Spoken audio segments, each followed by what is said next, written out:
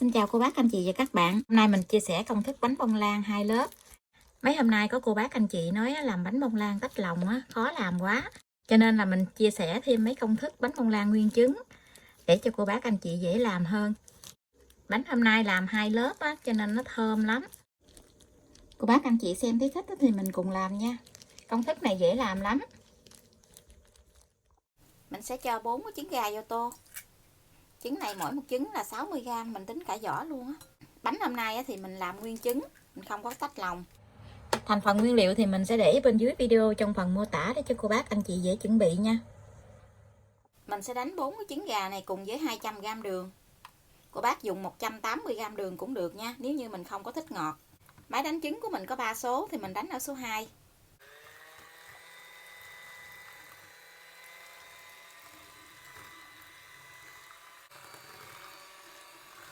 Cô bác anh chị đánh trứng khi nào mình dở cái que đánh trứng lên thấy có dòng sữa đặc như vậy là được nha.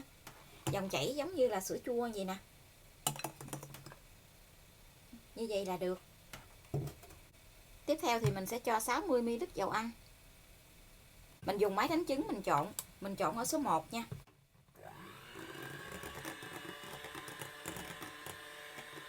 Mình trộn mình thấy đều rồi thì mình sẽ cho 250ml sữa tươi không đường vô. Mình dùng cái máy này mình trộn.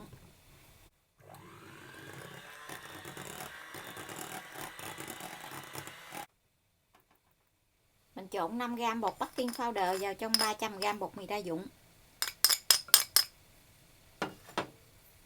Mình cho qua gây để mình gây cái bột này cho nó mịn á.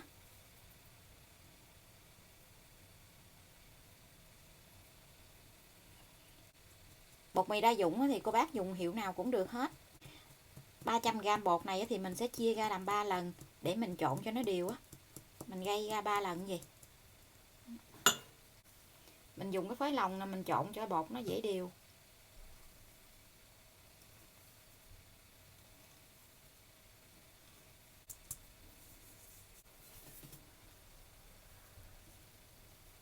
Mình trộn lại cho nó đều, cho nó hết cái bột khô nha.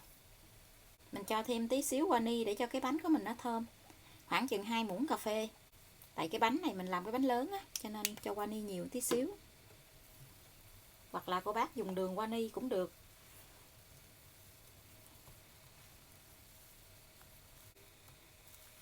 Mình dùng cái muỗng dẹt vậy nè, mình dét cho nó gọn lại.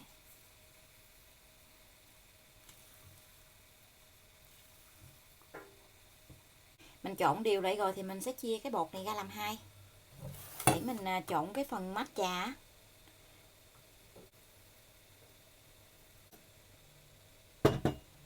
Một nửa thì mình sẽ cho bột trà xanh vô. Mình gây cái bột trà xanh này qua bên cái gây nha. Thì cái bột này nó cũng có gión cục á, cho nên mình gây gì để cho nó mịn.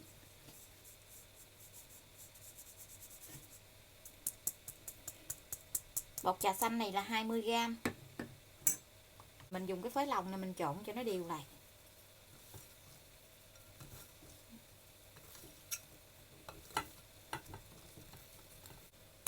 Mình trộn đều lại rồi thì mình sẽ cho vào trong khuôn để nướng luôn nha.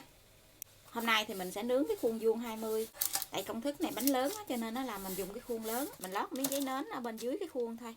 Còn xung quanh thì mình không có cần lót, mà mình cũng không có thoa dầu luôn. Mình cho cái phần bột trà xuống trước.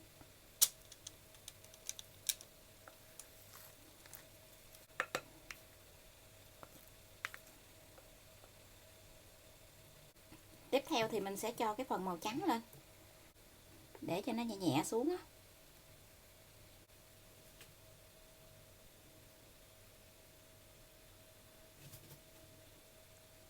Bây giờ thì mình sẽ cho vào trong lò để nướng luôn nha. Lò nướng thì mình đã làm nóng trước 15 phút rồi.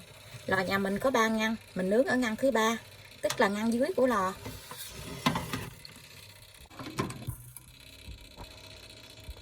Mình nướng ở nhiệt độ là 145 độ C. Mở 2 lửa, tức là 2 thanh nhiệt, lửa trên và lửa dưới. Thời gian nướng là 50 phút, không cần mở quạt. Cô bác canh nhiệt độ nóng của lò nhà mình nha. Mỗi một cái lò nướng thì nhiệt độ nóng nó khác nhau á. Nếu như mình hiểu ý của cái lò mình thì mình nướng bánh bông lan dễ lắm. Rồi cái bánh của mình nó nở lên cao quá chừng luôn nè. Cái mặt bánh nó rất là đẹp luôn.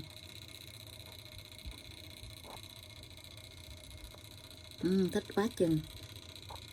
Bánh mình đã nướng xong rồi.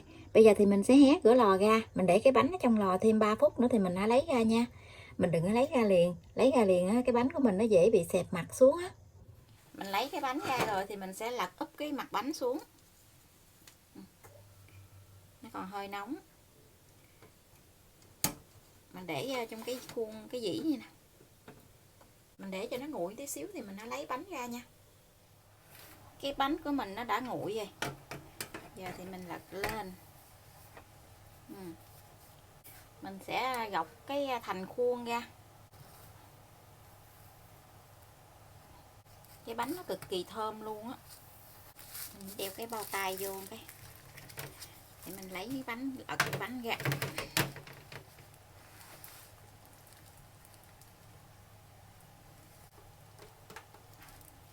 Cái bánh của mình nó 2 lớp rõ luôn nè.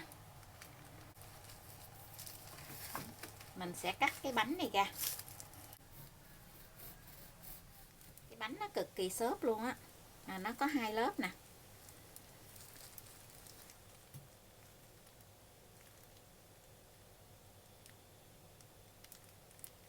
Bây giờ thì mình xin chào tạm biệt. Hẹn cô bác anh chị và các bạn lại video tiếp theo. Cảm ơn cô bác anh chị và các bạn đã xem video của mình. Xin chào và hẹn gặp lại video kỳ tới.